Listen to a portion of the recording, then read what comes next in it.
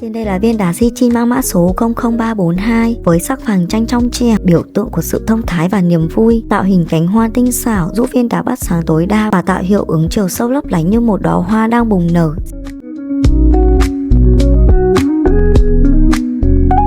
Và trên đây là thông số chi tiết của viên đá.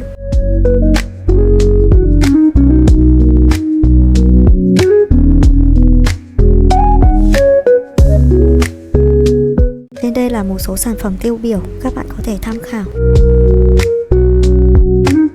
Sichin là viên đá của sự thịnh vượng, giúp chiêu tài lộc và mang lại may mắn cho chủ nhân, đặc biệt là những người mệnh kim và mệnh thổ. Viên Sichin này là sự kết hợp hoàn mỹ giữa sắc vàng rực rỡ của thiên nhiên và nghệ thuật mài cắt đỉnh cao, mang lại vẻ đẹp sang trọng và đầy sức sống.